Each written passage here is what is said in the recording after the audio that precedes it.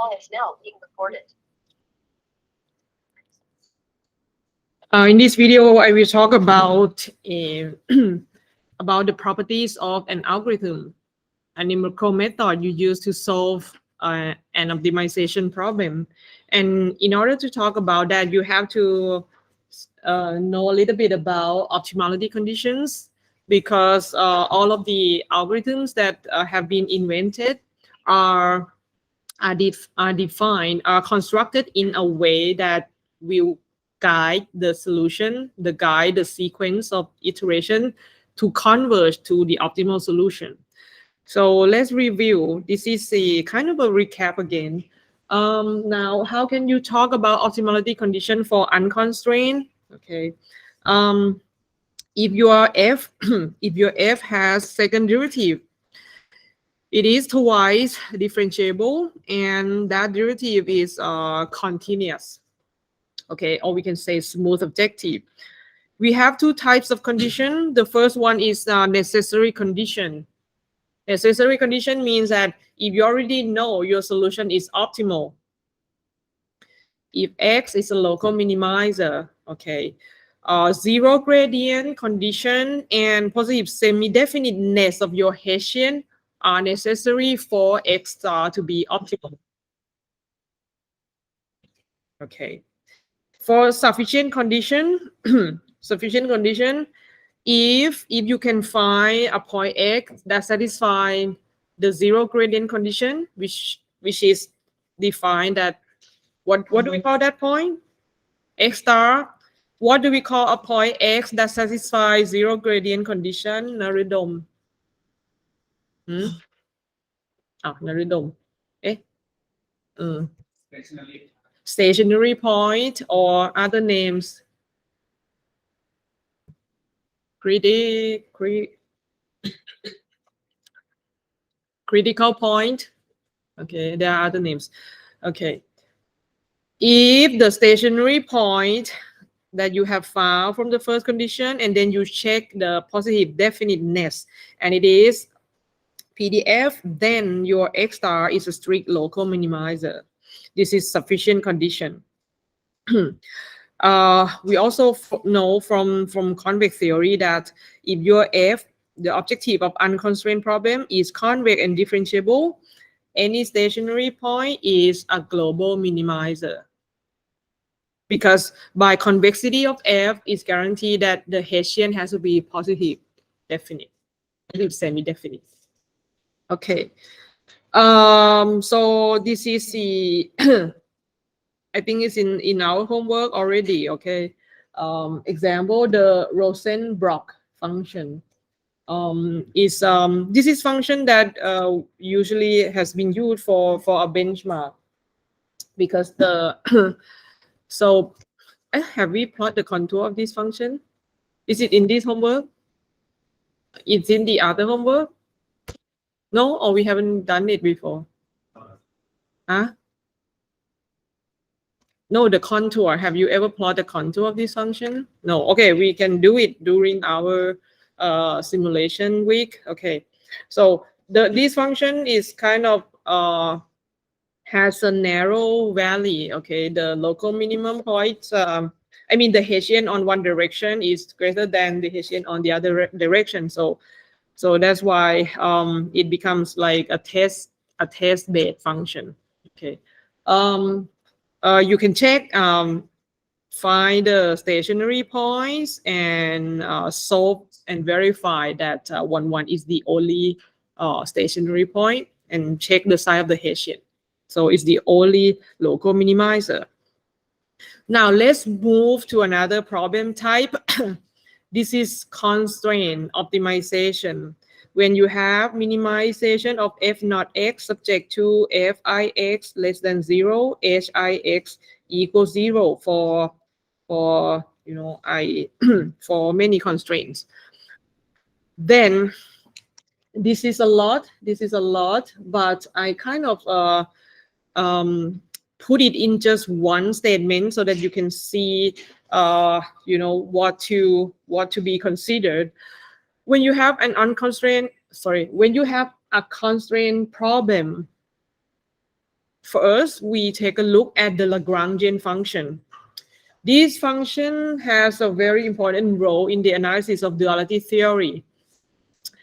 The Lagrangian function is a function that consists of the cause objective, okay, and linear combinations of inequality constraint function and equality constraint functions.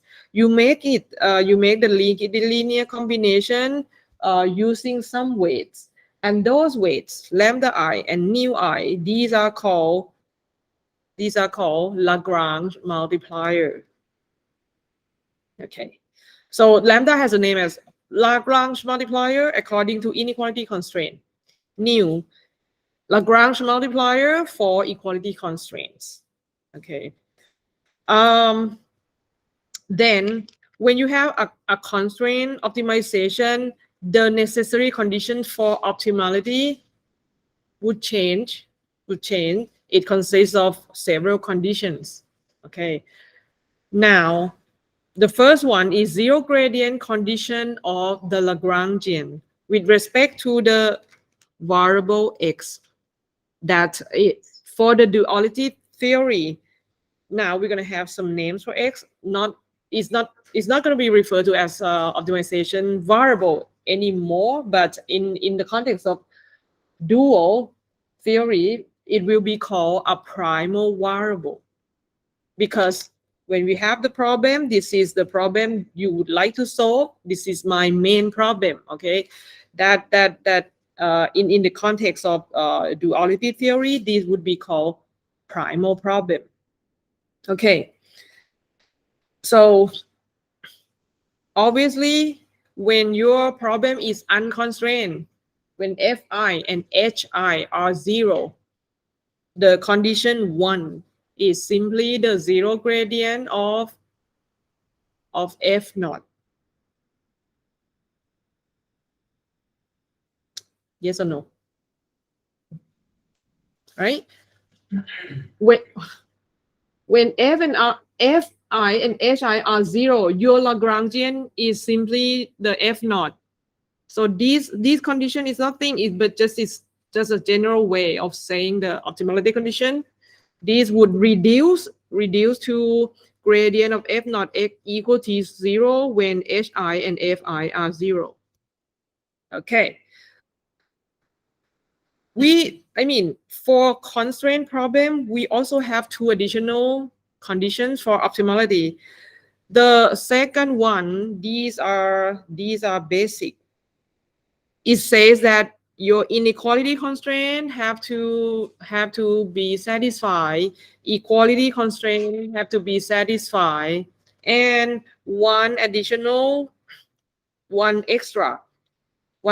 constraint is that the Lagrange multiplier for the inequality constraint has to be all non-negative. Okay, there will be a huge analysis to explain why the conditions has to be given in this way, but we're not gonna explain in this lecture. Okay, so I'm kind of, this is a theorem. And so that you can see that there's going to be a lot more. The third one, it says that lambda I times fi, the Lagrange multiplier corresponding to inequality constraint, the multiplication with the inequality function itself has to be 0. This is called complementary slackness condition. It has to be whole for all inequality constraints.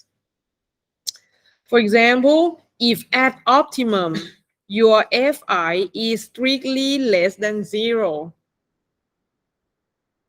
if at optimum your fi at the optimal solution is less than 0, in order to fulfill this condition, your lambda I has to be 0. It's complement. Okay.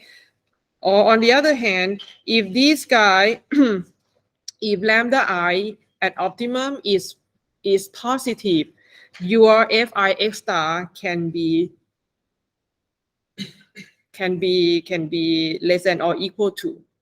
Okay, sorry, it has to be, at optimum it has to be equal to 0, so it's complement to each other. Okay, so that's it. That's all I want you to kind of to see how it is generalized for a constraint problem. This is called KKT conditions, Karashkun-Tucker. That's the name. That's the name of the mathematicians. These are necessary for optimality. And the software, the algorithm that you have solved, that you use to solve the problem, it will report the results by per iteration. You will see that, oh, iteration 1, this is how I satisfy some of the conditions here. They're going to check the feasibility. They're going to check whether they reach the optimality condition yet. So that's why you need to know at least all the terms involved. Okay. There we have some fact that for convex problem, the KKT condition will also be both sufficient and necessary condition for optimality. Okay. Again, necessary condition means if your X star is optimal, it's got to satisfy the 3 conditions. Okay, that's what it means. If X star doesn't satisfy any of the 3, that X cannot be optimal. Okay. I have some quick example how to characterize these optimality condition. For example, if I consider the least square problem alone, unconstrained, the optimality condition would be the 0 gradient of the cost objective, which is A transpose AX minus Y equals 0. If I take the gradient of the cost objective, right? But in this example, it is the least square problem with we call it with the bound constraint, with the box constraint. Okay, so your X does it satisfy obviously your X that satisfy this condition is no longer optimal. Okay, the ordinary least square solution is no longer optimal in the problem of constraint least square, obviously. And then what is the optimality condition then? Okay, we follow the idea. We write down the Lagrangian. This has 2 set of constraints, right? How can you put it in the standard form? Manosha, one is standard form Fi.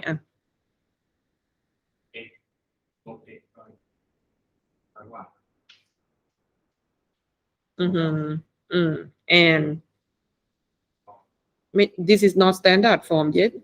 Standard form is Fi less than 0, right?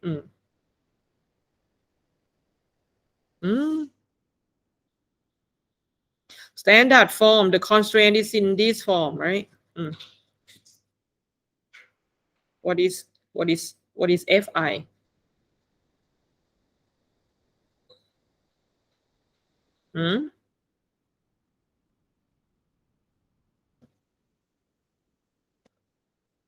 How many constraints?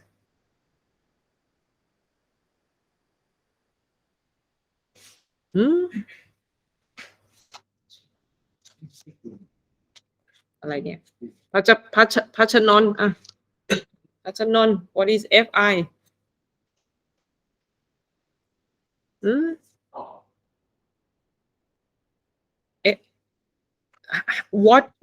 What is, I mean, obviously there's no equality constraints in this problem. There's only inequality, right? So that's why I'm asking what are the Fi's? No, can you like write it in the way there's something less than 0? Can you? What? Rewrite it. minus x less than 0. And another one is x. Okay, so technically, I mean, strictly speaking, your first fi is going to be minus x1 plus l1 less than 0 minus x2 plus l2 less than 0 dot dot dot minus xn plus ln less than 0, right? This is what the n function, and then you continue x1 plus, sorry, x1 what x x1 plus x1 minus u1 less than 0 all the way down, xn minus un less than 0. Okay, how many inequality constraints do you have? 2n. So how many Lagrange multipliers?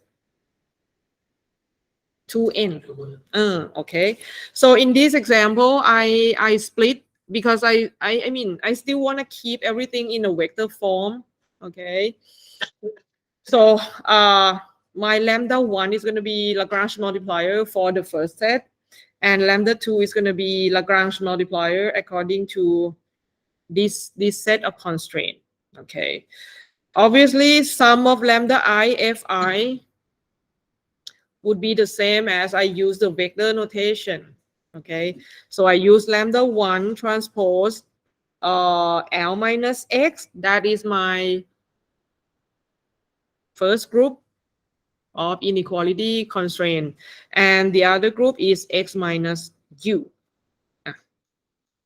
Okay, that's it. And then my optimality conditions are first, the zero gradient of L with respect to X, my primal variable. Then I would get this term, A transpose AX minus Y. And then I take the gradient with respect to X, so I get minus lambda 1. This term, sorry, this term, that would be lambda 2. Okay. See, so there's additional terms in your zero gradient condition, because that extended to the zero gradient of the Lagrangian, not the f naught. Of course, second necessary condition is that your x primal variable satisfy the constraint. The dual feasibility means that your Lagrange multiplier for the inequality constraint has to be non-negative. So your lambda 1 and lambda 2 are non-negative. Complementary slackness condition. Lambda I fi must be 0. Lambda I times fi must be 0 for all I. Okay. So it means that if at optimum your x3, the third component star, is strictly less than u3, by the fourth condition, it would mean the second group of Lagrange multiplier at index 3 has to be 0 complement, because this term would be strictly less than 0, right? So this term has to be 0 instead. Okay.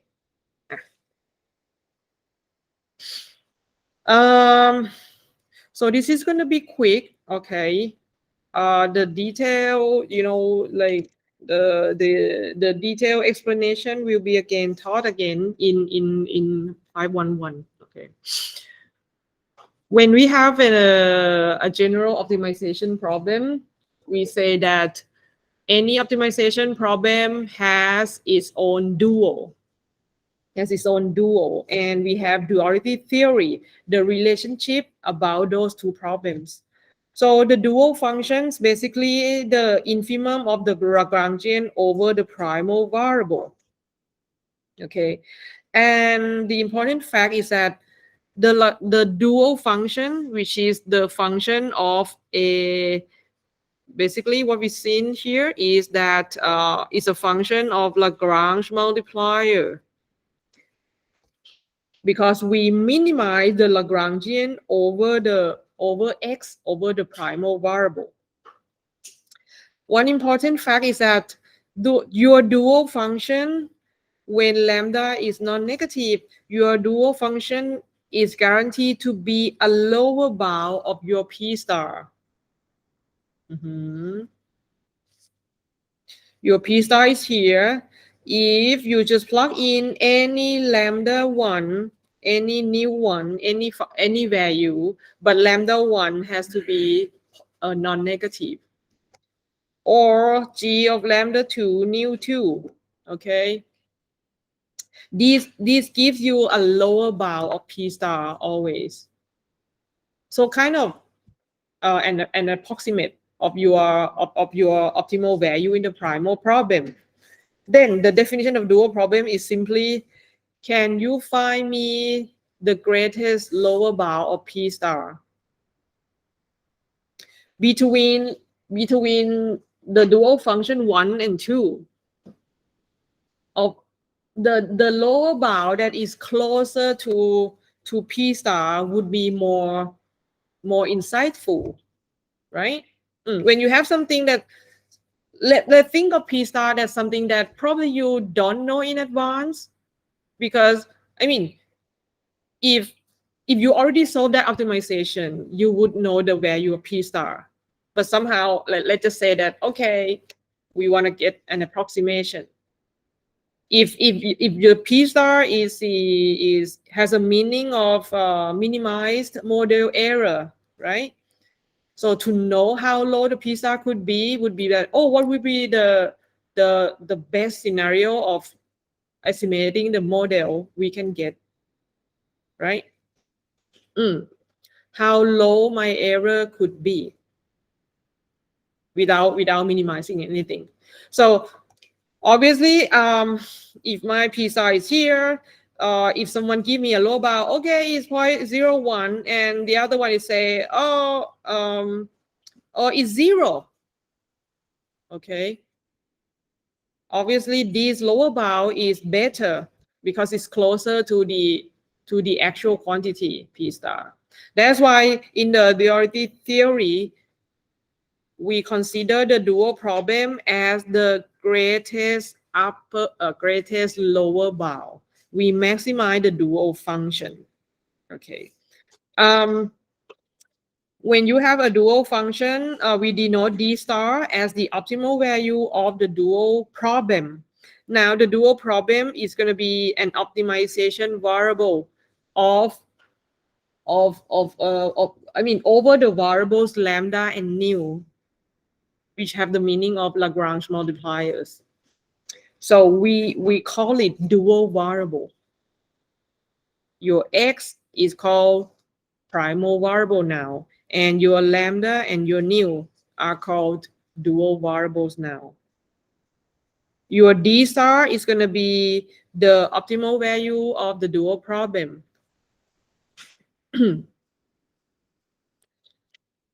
The thing is, if you maximize this quantity, if you try to maximize it over the choice of lambda, you hope that your G lambda nu that you maximize would be the same value of P star.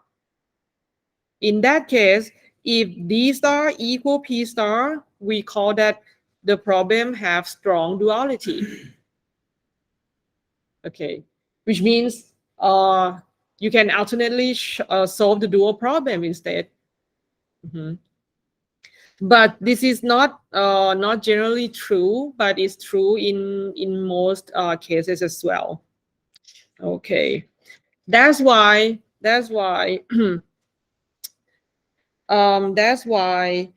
when you see the term in the numerical software or anything, if you see the term duality gap, it would mean the difference between P star and D star. D star is always less than P star because of this property. Okay. Then P star minus D star is always non-negative. Okay. If your mathematical problem has strong duality, has this property, if you already know, we have a way to check.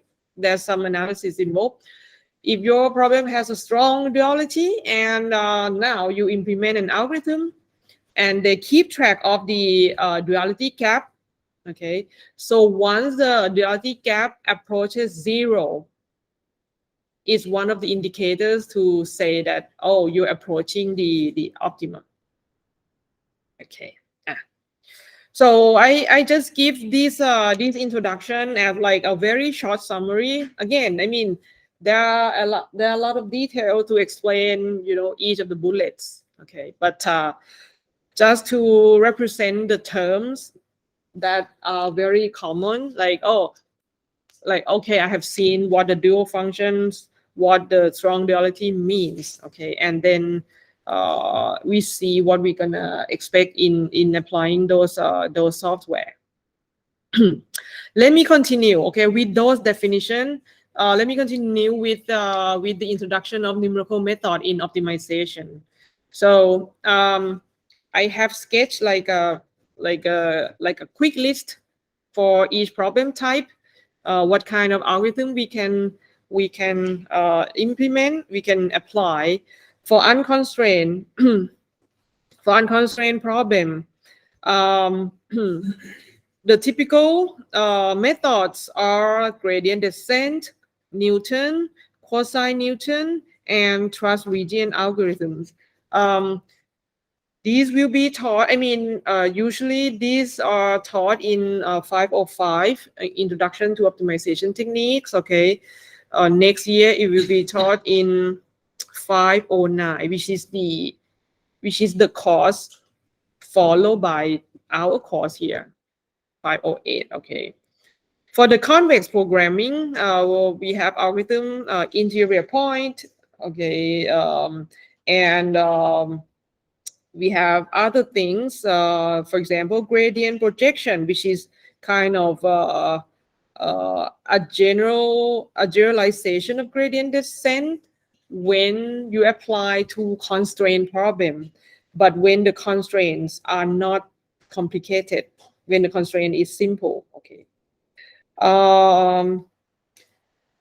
The convex problem that has a very specific or certain structures that allow you to invent an algorithm. So we have this recent approach that is called proximal methods. So these can be applied to non-smooth optimization with a certain structures. For linear programming, because linear programming is one of the convex problems, so we can apply the interior point, and historically there's this simplex method that invent quite a long time ago and is still efficient. For quadratic programming, so like linear programming, quadratic programming is also a convex program, so we can apply interior point, but there are other techniques too, active set method, conjugate gradient, augmented Lagrangian. So I give you a list of algorithms so that okay, you're familiar with the term, okay, and then when we call the solver, when we call software, then you look at the guideline, the description, because most of the time the choice of the algorithm is something you can make, right? Okay, I prefer this, I prefer that. Okay. So in the last slide that we discussed about the dual problem and then formulated in terms of lambda and p. So what problem again? The dual problem. Oh, the dual problem. So do the solvers solve such kind of problems, or do we need to use an algorithm to solve the problem? Oh, it depends. So first of all, whether to solve the primal or the dual, then you look at your problem definition. First of all, the dual problem can be beneficial if the dimension in the dual is less than the primal. The dimension of your dual depends on the length, the dimension of your Lagrange multiplier, which is reflected by the number of constraints in the primal. even though your primal has a huge dimension, your x, for example, 1,000 variable, but if you have only one constraint, your lambda is going to be scalar, for example. Then, which means in your dual problem become less dimension. Then it's worth to take a look whether, okay, maybe I resort to solving the dual. I mean, we don't have this rule in general. It's just specific to, case by case. So in the dual problem, this lambda will always be scalar, whichever the and how many constraints that we are available, like for to dimension of Dimension of n. lambda will always be scalar. No, not always. I'm saying that the dimension of lambda, okay, if we take a look, the dimension of lambda is m. So if you have less, like a few number of inequality constraints, you have like smaller dimension in lambda. So solving dual is less. But as I said again, it also depends on the structure of your primal, your type of inequality constraint, your type of equality constraint. The problem like this, which solver or which algorithms usually best solve such kind of problems? Solve the dual? Solve the dual problems. We cannot say in general. We cannot say in general. But I mean, but we have this fact that, okay, the dual of LP is also an LP. The dual of QP is also a QP. So it's kind of, I mean, whether you solve the dual or the primal, they are the same problem types.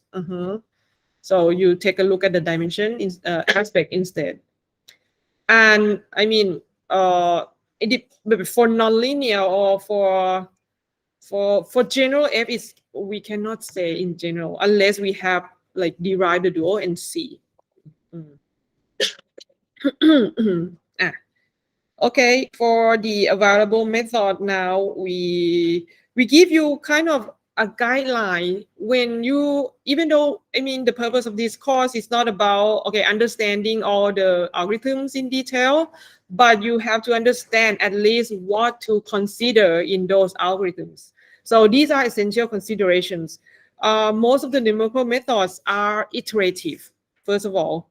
Iterative means that you're going to generate a sequence of X that claim to be your solution. So if I have this notation of the superscript, it means that this is a iteration index.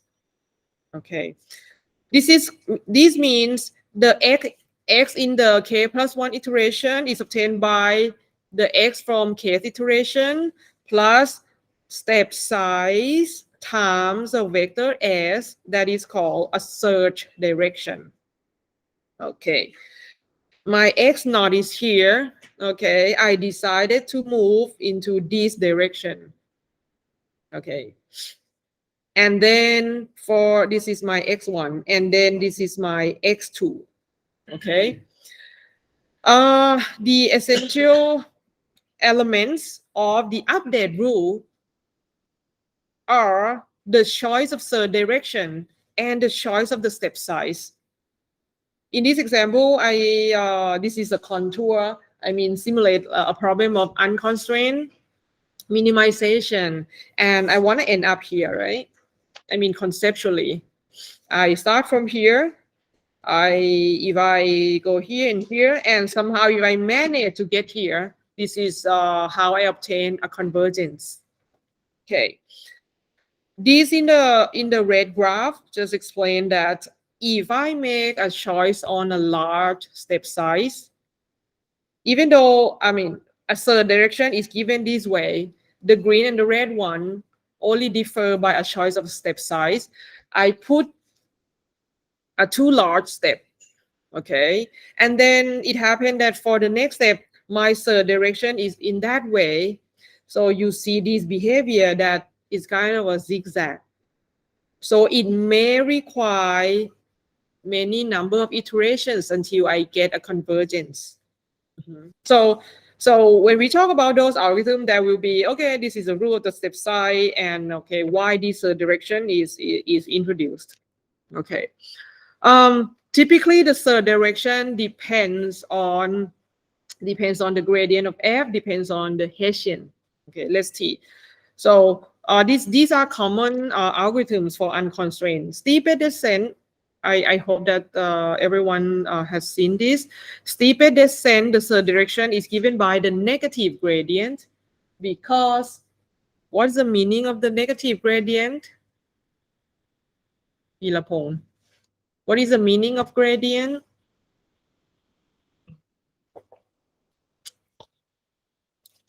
Gradient is the first derivative. So if you move toward the direction of the gradient, the cost function increases or decreases? Increases, right? So negative gradient is direction where it has a meaning that you want to decrease the function value. Okay, like that's a rough interpretation of the gradient steepest descent. We have the Newton method. The Newton method is basically the negative of the Hessian matrix inverse times the gradient. Okay, a quick interpretation is that this direction is obtained by a problem of minimizing a quadratic approximation of f. Okay. Cosine Newton arrives with the difficulty that computing the Hessian inverse, it is computationally high. Like think about x in a high dimension, right? The Hessian matrix is n by n matrix. Finding the inverse has a cost of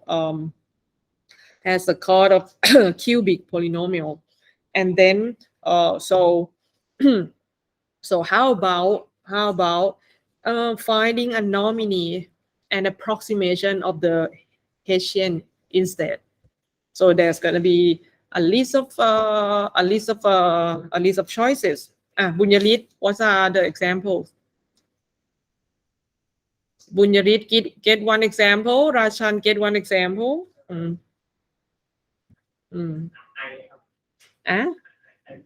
Cosine Newton.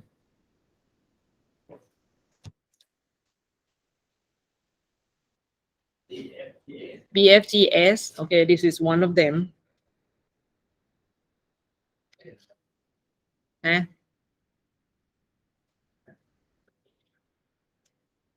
What else?มีอะไรอีก and the okay, but I mean those are the names of optimization people who invented the algorithm. So so different methods are different forms of the Hessian. Different form of Hessian approximation. But the whole point is that they want to come up with this approximation that is less computational, that has less computational cost.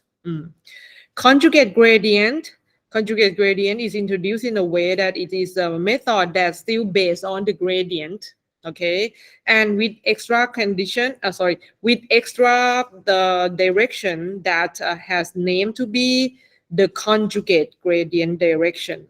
So this algorithm is aimed for large scale. Okay, you don't need to require the Hessian when the memory or the storage is a critical concern. Another one that you would have seen it as well in using all the software. This is called a trust region. A trust region is also an iterative problem. It requires solving a lot of sub problems. those sub-problems is actually solving the minimization of quadratic approximation with what? With region constraints. Okay, they want to find S. The meaning of S is a third direction in your main iterative formula. But this S is that, okay, my actual F is very nonlinear, very complicated. How about I make a quadratic approximation? This is like second order Taylor approximation of my F at point, which point, Pracham? Xk. I'm at this iteration, okay, my F is nonlinear, complicated. But when I work with quadratic, it's simpler. So I make this approximation. But then my third direction S shouldn't be that large. My third direction should stay in this region that is called trust region. So that is given by some normal, okay? Some normal, like common choice is a two norm. My S shouldn't have a large norm specified by delta K. And this threshold delta K will be updated in each iteration. So that's the meaning of an algorithm called trust region. So you will see this term. When we exercise our coding workshop next week. Now, when we take a look at an algorithm, what factors do we consider?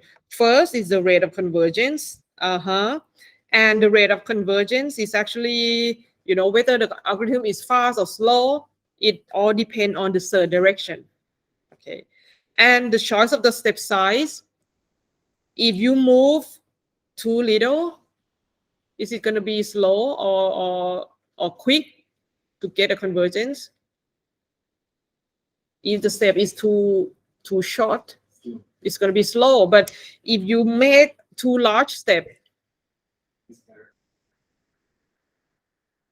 sometimes it's going to slower your iteration. Okay, so that's why the choice of step size is important as well.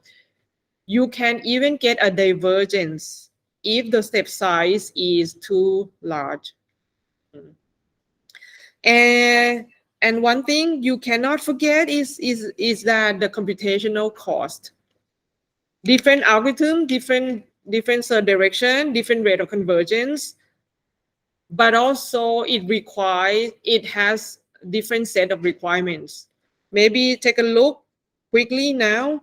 For Newton requires a Hessian, require the inverse of n by n matrices, computationally high. For the gradient descent, it all works with the vectors. Okay, so less computation. What else? Stopping criterion. Okay. I mean, in practice, how do we know that the iteration xk reached the optimum yet? So those optimality conditions we see mathematically previously will be translated into a practical version.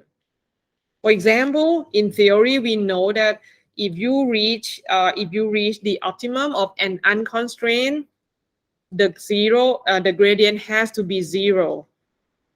I mean, how can you check numerically? Things like that. I'm going to check the norm of x, right? The norm of gradient, but what choice of norm?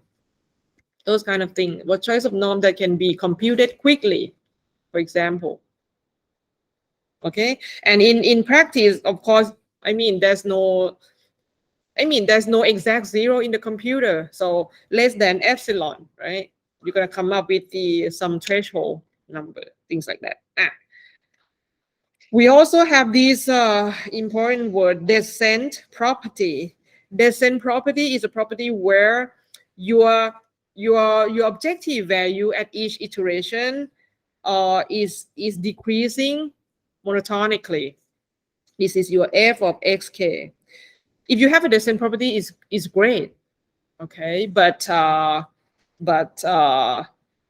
if you don't have descent property, it doesn't mean that I mean, if you have an algorithm, okay, and that algorithm give you a convergent sequence, even though your sequence doesn't have descent property, it's still okay if you get a convergence. So what I mean is that your function value can be up and down, and then hopefully it converts to P star. Okay. The speed of an algorithm does not depend on your computer, obviously. Do not tell, oh, my algorithm is fast, I take 2 hours. Okay. Do not say that in your exam, your senior project exam, your thesis exam. Okay.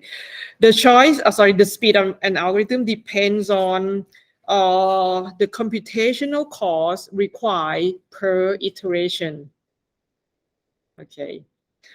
And depends on the number of iterations required in order to get in order to obtain a practical optimality, right? I mean, if I sketch, this is one iteration. This algorithm, it doesn't have the same property. What I plot is my xk star. Each algorithm, it takes me the cost of what? The cost of ON is the linear cost in my problem dimension. And then it requires, for example, in this graph, 1,000 iterations. But each iteration is real quick if you time it. Okay. On the other hand, if I have another algorithm that give me this quick, maybe with the same threshold of accuracy, it may be 100 iterations. Okay. But for each iteration, it's O n cube. Understand? Like this one, for one iteration, it give me, if I time it, it maybe give me take 2 seconds.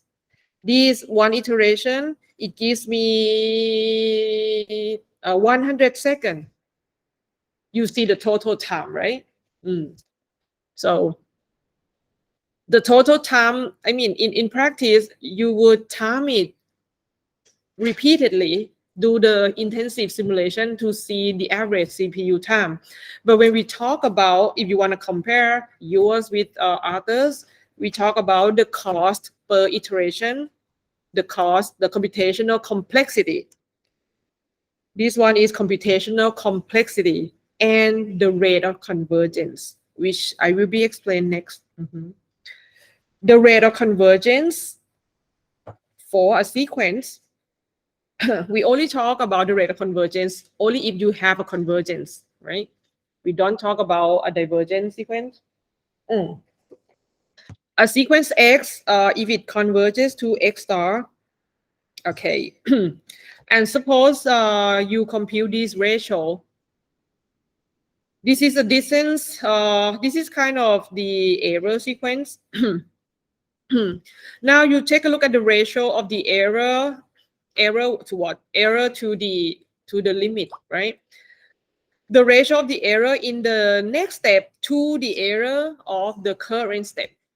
And then if the limit exists and equals to P, now, equals to C. If this C is 1, we call it a sublinear convergence.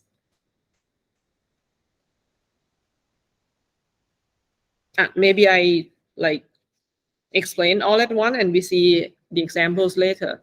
When C is between 0 and 1, the rate is called linear. When C is exactly 0, it is superlinear. Those all of these sequences, they are all converge to 1 because of the latter term convert to 0. Okay. The first one, so the error xk plus 1 x for all of these guys, xk minus x star is going to be the term in the green circles, right? Now, if I evaluate like each of them, first case, this example 1 over k plus 1, the numerator would be what is it? If I just plug it here,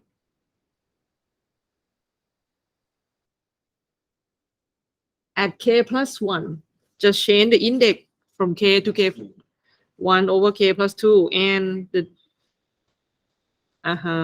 limit goes to, the limits go to 1.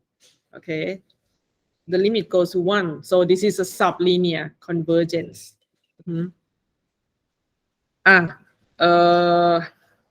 Rachan, what about this sequence? Plug it.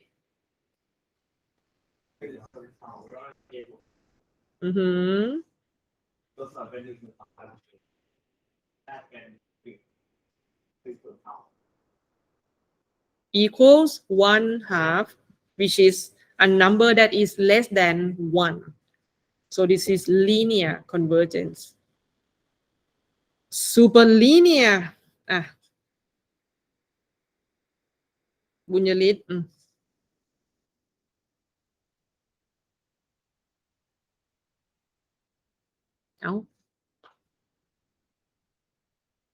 Plug it back.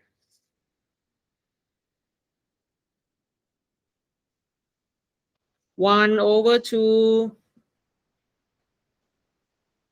1.7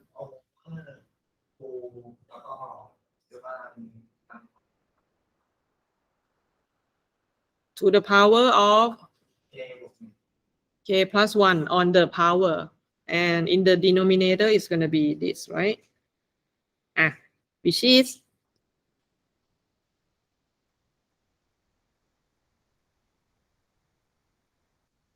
what is this number?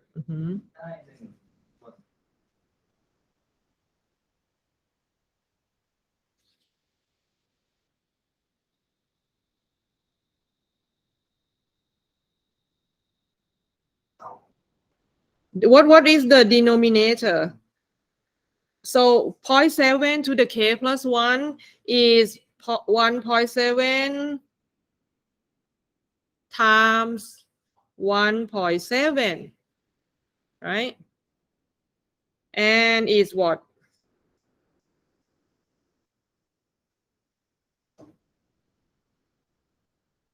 I mean, this is this, right? Where does it go to, this number?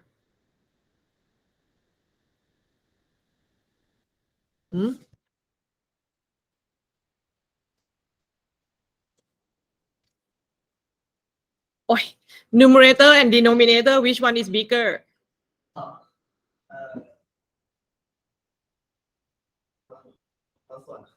Does it go to 0, the whole thing? All right. When k is large, the whole thing go to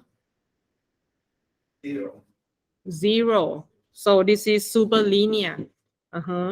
But because this is the ratio, take a look at this. What we examine, this is a ratio of error in the next iteration to the error of the current iteration.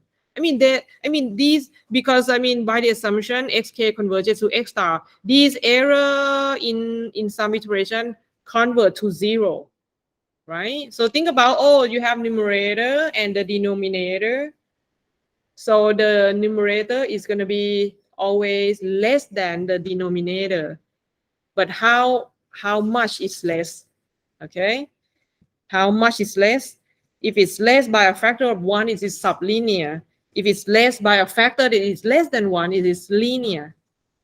And if that factor is 0, it is faster. So among 3 choices, sublinear is slower or faster than linear? Slower than linear, and linear is slower than superlinear. Okay. Now we have the definition of the order of convergence. Okay.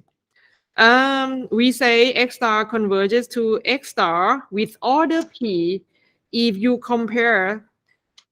examine the ratio of the error in the K plus 1 iteration to the P power of the error in the current iteration. If that ratio, when you take the limit, okay, is a constant for some constant, we say this is the rate of order P.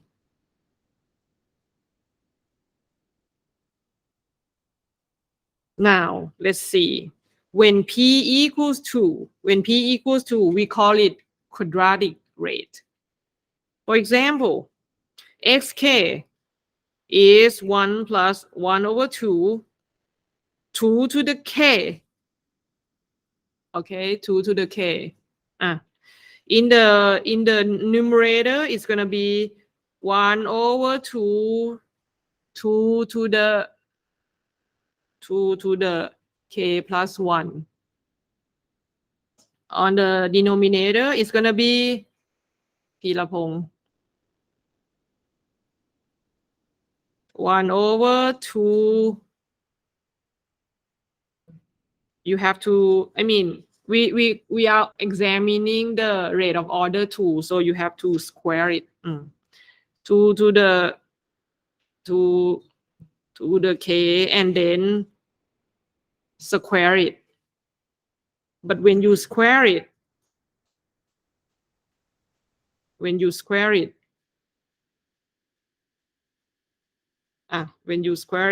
what happened? This is scratch. When you square it, it becomes วรชิต 2 to the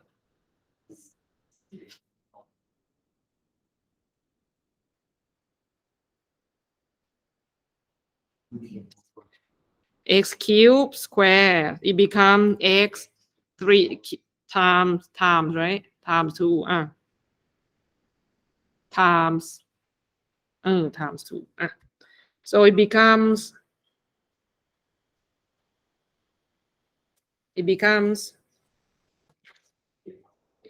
but I mean this is times 2, right? So it becomes plus 1 here.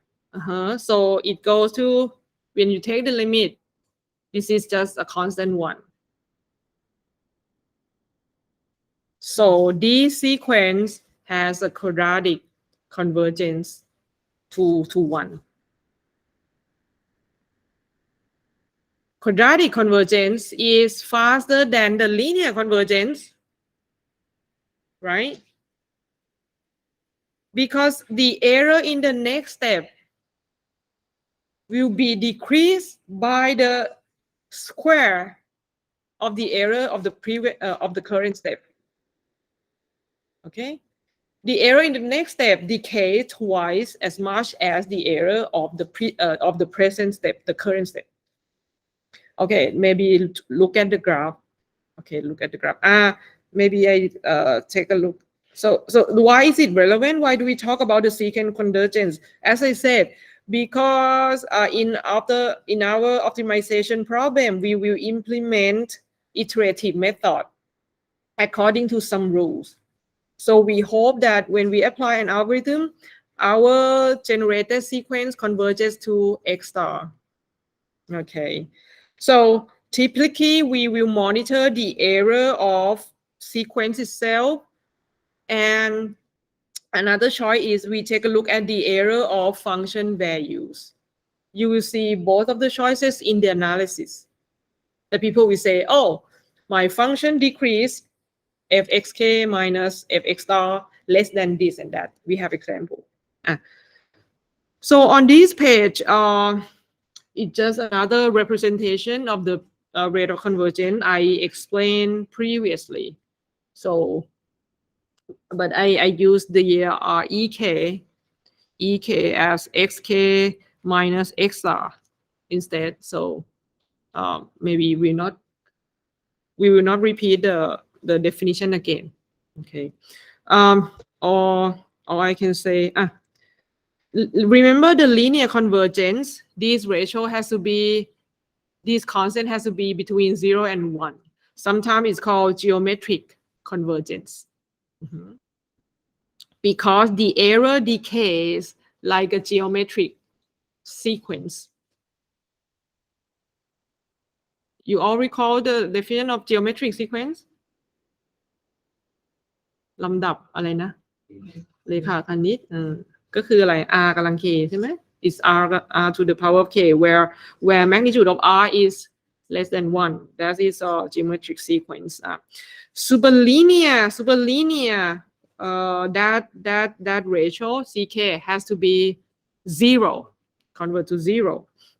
Quadratic, okay. Area of the next step will be bounded by area of the previous step squared. Now let's see some example. I have generated these three guys. The first one is linear. The second one superlinear, the orange, and the third one is quadratic. Is it obvious? Which one is fastest among these colors? Yes, the orange one, right? Quadratic. In order to obtain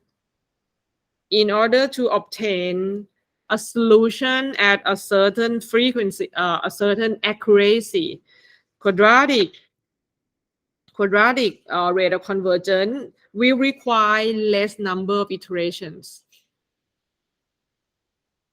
right? Okay. Now, on the other hand, on the right hand side, people often plot it in the log scale as well. In the log scale. Okay, so you see that the quadratic rate decays really quick. Okay. Can you give some example of algorithms that have quadratic convergence, Dachan?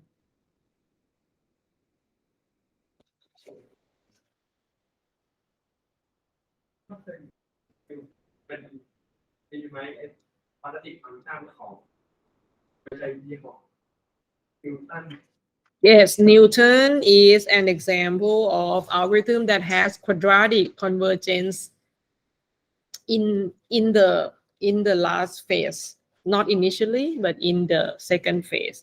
Can you give me an example of algorithm that has superlinear convergence?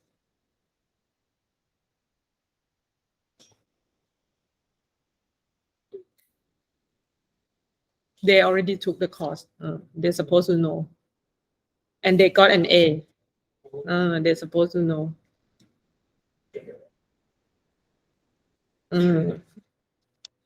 No, this is kind of like when you read, oh, this is new algorithm. This is interesting one. People who propose that algorithm will declare that, oh, this is my algorithm. I have quadratic rate. I have superlinear rate. They must show it in the paper.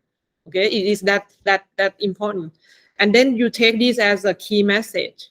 Okay, superlinear cosine Newton. Cosine Newton has a superlinear rate. Okay. There's a little bit more, and then we go. These are example. Maybe I put this as a homework. These are some math expression you would see from a paper, from a textbook. Okay, even though you don't understand all the analysis from the beginning, but people would come up with like, okay, we're going to start from this, and this is the result we end up with. I can show that my function decrease, my function descend from the optimal value at iteration L is bounded by some constant, some factor to the power of 2 to the L minus n plus 1. Like when you see this expression, can you tell what is the rate of convergence? Maybe this is all going to be homework, okay?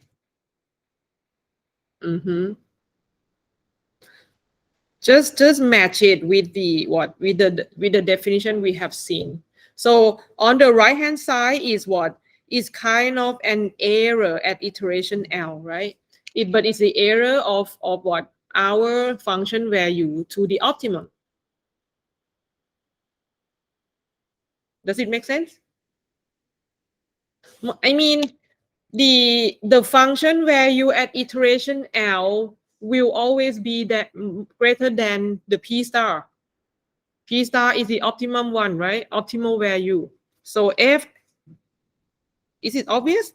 This one always greater than P star because you're not there yet. That's why you will see the expression of this fxk minus P star. What about the second method, that the error of function value is bounded by some constant, the distance of your initial guess to the optimum, which is unknown. So you treat this as an unknown constant. But on the right hand side is bounded by, let's just say, some constant over k. What is the rate of convergence? You understand? Not yet. It's your homework. Okay. It's good that you can answer right now. You understand this? Okay. Like this is your error at iteration k. Okay. This is the worst case upper bound. If it's 1 over k, this is on my x-axis is k, right? What is 1 over k? We know that 1 over k decays to 0. Okay. So this type of analysis just give you the worst case, the worst, how can I say, kind of the worst rate of convergence. The actual rate could be, because the error has to lie below the green curve, right? The green curve is 1 over k. The actual rate would be faster or slower than the green rate.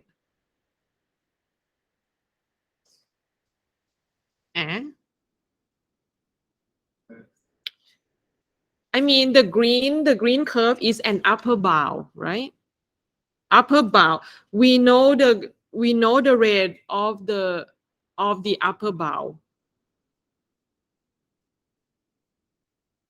Our actual sequence has a convergence rate that, I mean, if you plot the curve, which is orange, it lies below the green curve. So the actual convergence could be faster. I mean, what I mean by the actual, it means that in practice, if you implement this algorithm, because your specific problem would refer to this choice of x naught, would refer to this, this value of c and l. I mean, what we have on the right hand side is just an upper bound. That's why they call it worst case. I think they call it worst case convergence. So like the slowest rate you possibly obtain is 1 over k, and that 1 over k you saw someone say is sublinear rate, right? Sublinear rate. Again, you do the rest for these 3 choices. Okay, now we continue. So this type of analysis is called asymptotic analysis, because it says that asymptotically, when k is large, okay, when k is large, this is our result. But in our modern machine learning problem, the problem are all in large scale. We cannot wait until we get a full convergence. So in in this context, people may present the convergence in another way. We would come up with a question that maybe after a fixed number of iterations, not a large k, okay?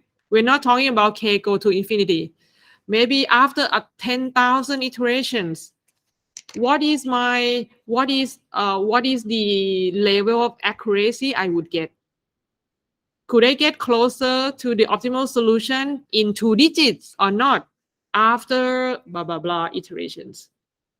Okay, so to talk about that concept, you have to understand a little bit of notation of big O and little o. Are you familiar with this?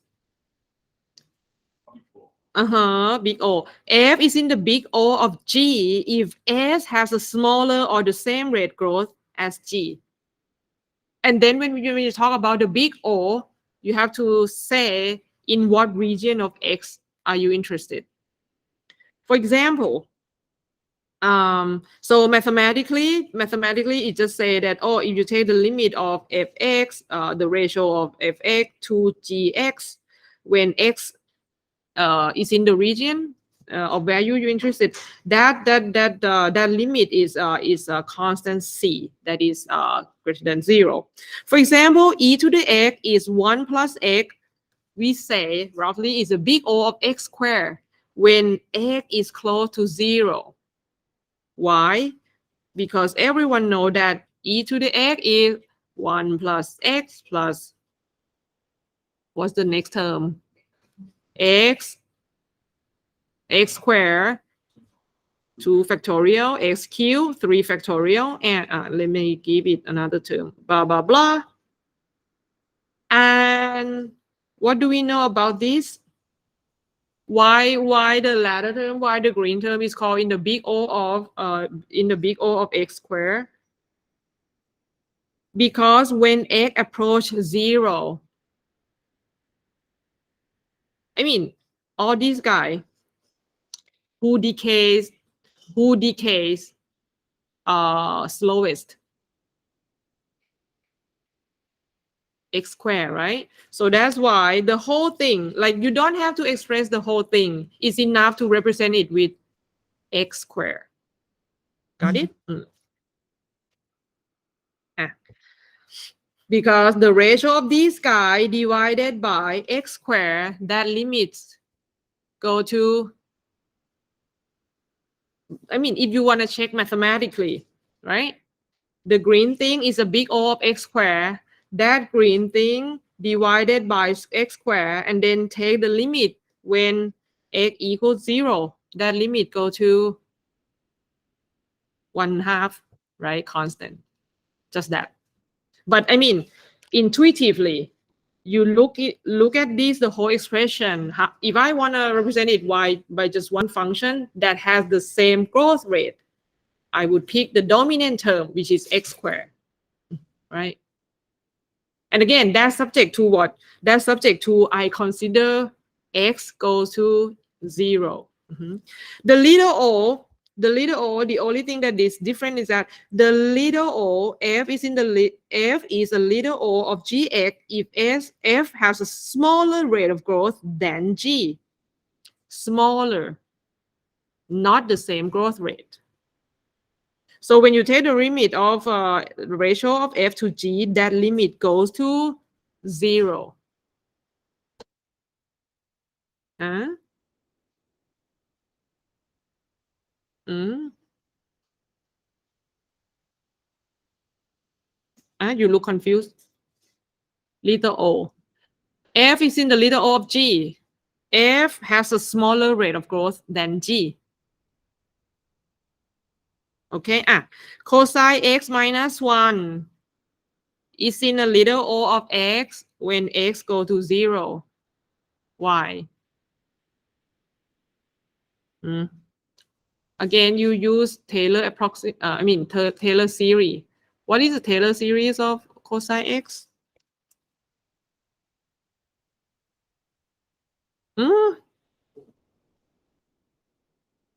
Taylor series of cosine x contains only odd or even power.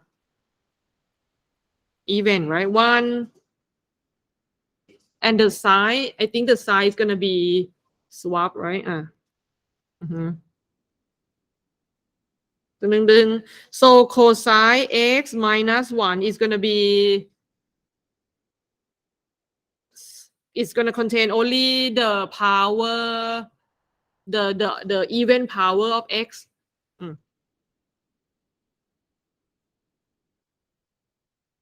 and the whole thing. Okay, blah, blah, blah. So the latter term, the right-hand side, is in the little o of x as x go to 0. Because the whole thing, x squared, x to the 4th, decay faster. It has smaller rate of growth than the linear x. Okay. We use these all the time to represent many things. Okay. There are two ways. So there's going to be two quantities that we have to that we use to express convergence or the precision after you implement an algorithm. A solution precision after k iteration. So this says, okay, maybe just take a look by example. If you have seen the expression of 1 over k, big O of 1 over k, k here, k means the iteration.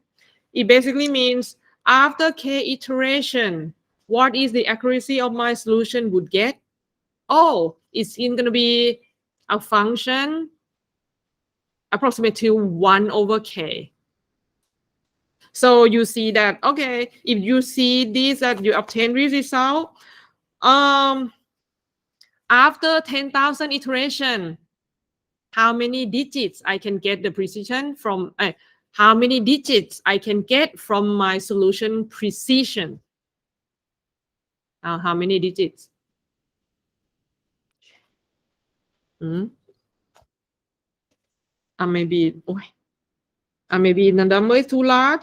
After 100 iterations, my precision would be about 10 to the minus 2. So I will get about 2 digits correctly in my solution. Okay, understand? Now with these three expressions, 1 over k squared would be the orange one. That's gonna be, I mean, this gonna be correspond to algorithm A, B, C, right? So with this, which algorithm has the fastest convergence? The C, algorithm C, 1 over k squared. In order to obtain the same level of accuracy, my algorithm C require require the least number of iterations. This algorithm B is kind of here. Okay, understand? Now, another way of representing the rate of convergence is, on the other hand, by using the big O of some function in epsilon. Okay, this epsilon basically represent your solution of accuracy. So your epsilon could mean f of xk minus p star, or your epsilon could mean x of iteration k minus x star. So you want epsilon to be small. So if you see the notation of big O 1 over epsilon, it would mean it is required it requires the number of these big O iterations to obtain a solution with accuracy epsilon. Okay, so if you look at this graph, now again, you have algorithm A, B, and C. If I draw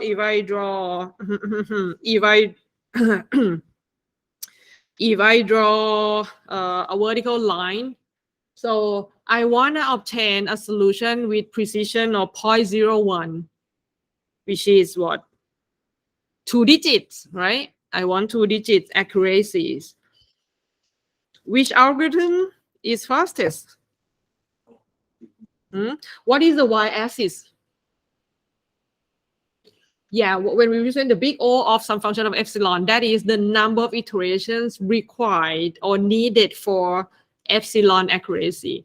So algorithm orange, right? Algorithm orange would be the fastest. And of course, you have to match it with what? With the math expression. Okay. The slowest one would be 1 over epsilon square. If I want to get an accuracy of 2 digits, how many iterations does it require by this iteration? How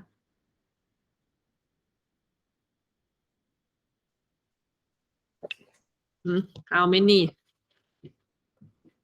10 to the 10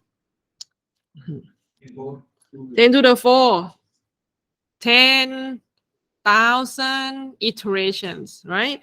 Compared to big O of 1 epsilon with the same accuracy, it will require 100 iterations, right? Okay, so I hope that with this example, when you see this expression in the paper, in the textbook, you understand which one has a faster convergence. Okay. Now the last one. We have convergence rate and the computational cost that have to be considered altogether. For the computational cost, we always represent it as a big O of function of n, where n is a problem dimension. Okay, so obviously I use this notation greater than to say, I mean, not to say in a mathematical sense, but to say that I would prefer an algorithm that has computational complexity of big O log n rather than big O of n cubed, right? Because the number of flops that I need, log n is much less. Okay. Okay. Log n is this, right? N cube is this. Okay. Okay. So that's a thing. Convergence rate at computational cost. Maybe the last one. With those things, the stopping criterion when you implement an algorithm, you have to quantify those optimality conditions in a quantitative way. For unconstrained, you need the gradient to be 0. So if you take the absolute value, you compute the infinity norm because it's simple. The infinity norm of a vector is just what? The maximum magnitude, all right? Less than epsilon. If you use the relative way, okay, the relative way is that my gradient at the k iteration is less than the initial gradient, then it's okay. This is in relative to the initial point. For constraint, optimality tolerance, for constraint, we see that the condition would be the 0 gradient in the Lagrangian, right? So you compute the gradient of the Lagrangian and also the complementary slackness. Theoretically, you want this guy to be 0, but practically you measure the norm and take the maximum one, has to be less than epsilon. Okay. Constraint tolerance is about checking the feasibility. Inequality constraint, you want it to be less than 0. Now you compare it with the epsilon. Okay. Convex problem with strong duality, you can check the duality gap, whether it's close to 0 or not. Okay. Stopping criterion. Stopping criterion, common ways is you can check the difference of the solution itself or the difference in the function values. So absolute or relative. Okay, if you consider the relative measures, it will get rid of the scale of the problem. So think about the optimization problem where your fx in the order of 10,000, right? When you say, oh, the norm, I mean the norm is less than by epsilon. I mean, how can you justify the choice of the threshold. So if you use the relative degree, that will kind of normalize the magnitude of the problem. The third one, this is kind of heuristic. You stop it when the number of iterations exceed the maximum one. Okay. I think, yeah, so keep this in mind because these will relate to the choice that we made when we call the software. Okay. We have some time left, so